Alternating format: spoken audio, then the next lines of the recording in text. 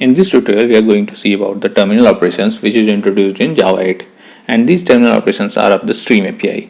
So we are going to see toArray, collect, count, reduce, for each ordered, min max, any match, all match, unmatch, find any and find first.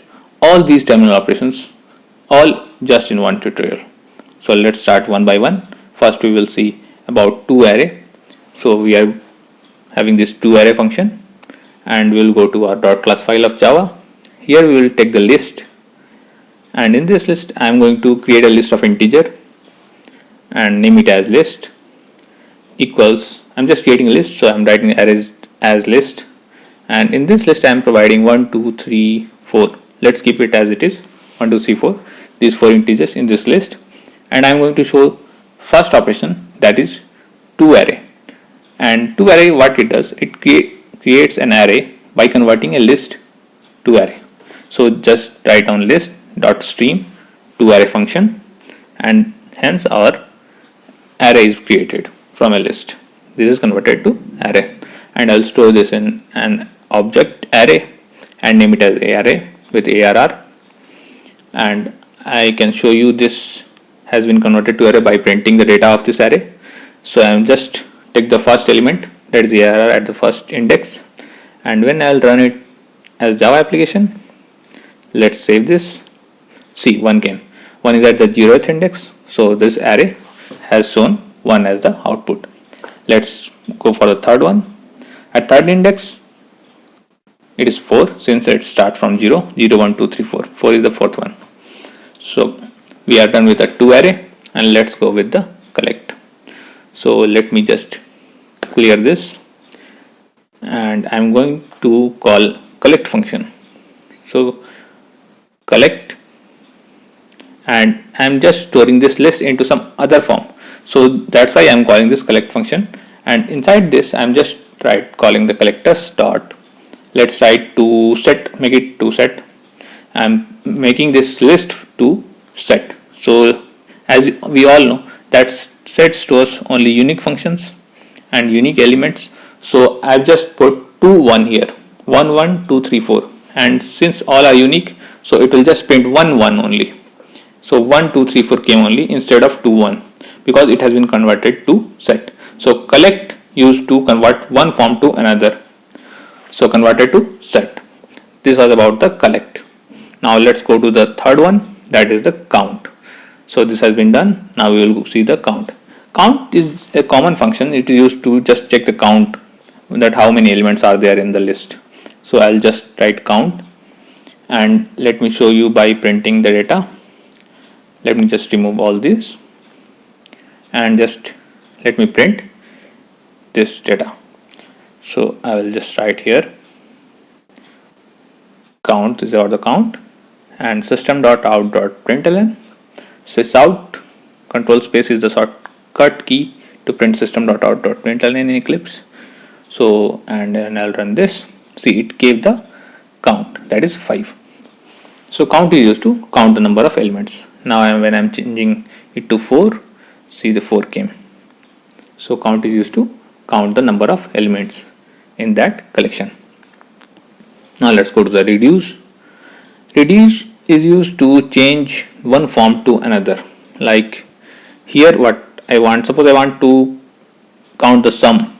Let's go for the sum. Then what I can do, I can just call the elements, and this shows that it is starting with 0, and one by one it will do x plus y, and these x plus y are nothing but the elements which are inside that list. X comma y will come, and this all will start to sum up together with x plus y form, and it will start with 0, so it will give a reduced form as a sum.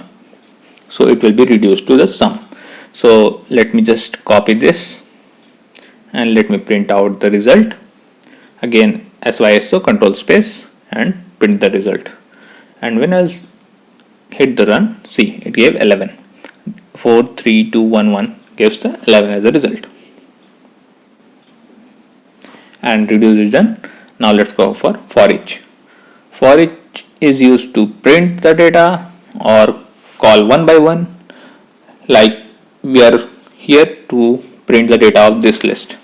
So like I want to print this data, then I can remove this all and I'll write for each, and inside this whatever I want to, I can do it one by one calling the elements. So suppose I want to print here, so that's why I'm calling system.out and print.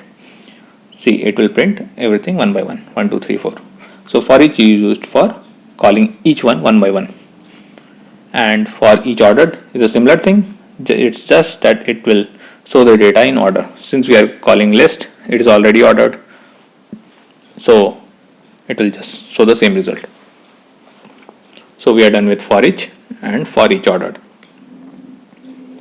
And now I'm going for min max. So minimum is used to call the minimum operator, and this is true. As you can see, this is one, and this is used to call the minimum function through comparator. And suppose I want the minimum one, so I'm just calling the comparator like we used to call in the Java function the comparator.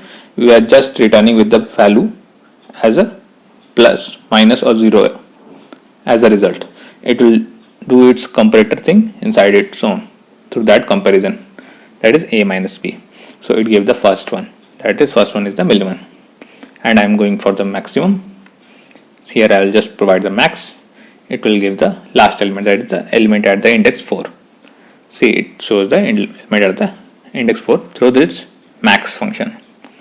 This is the maximum one at the index 4. So we are done with the minimum and maximum, minimum and max, and we are going to call any match. None, no, we will see the none match after this. So I am calling any match. Any match is used to check whether the elements are matching, anyone is matching through the criteria given.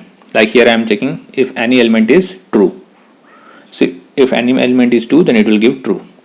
So let me run this function, save, and see, it gave true. Why it gave true? Because 2 is already present and it is matching with the criteria given. Now if I am changing it to 5, it gave false because 5 is not present in the list. So this was about any match. All match is used to check all the elements are matching or not. If any of the elements are not matching, then it will give false. Like here, if I can see none element is matching with 5. If I am changing it to divided by 1, if e by 1 equals e, then it gave true because anything divided by 1 will give that element only. So it gave true. Now I'm going for none match. If the none of the element are matching with the criteria, then it will give true, otherwise false. See, it gave false because all the elements are matching with that. And if I'll check with the criteria 5 is not there, so it will give true because none of the elements are matching with 5. So this was about the all match and none match.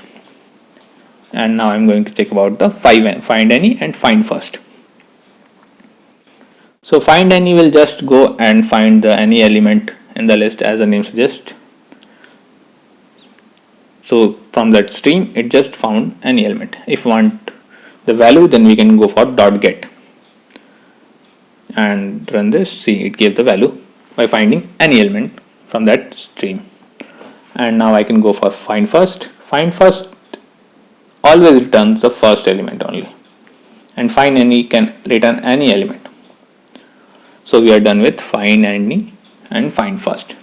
So we have covered all the terminal operations one by one in this tutorial, and you can store it in your YouTube by downloading it, and you can revise it at any time just by downloading it in your YouTube app. Thank you all for watching my video.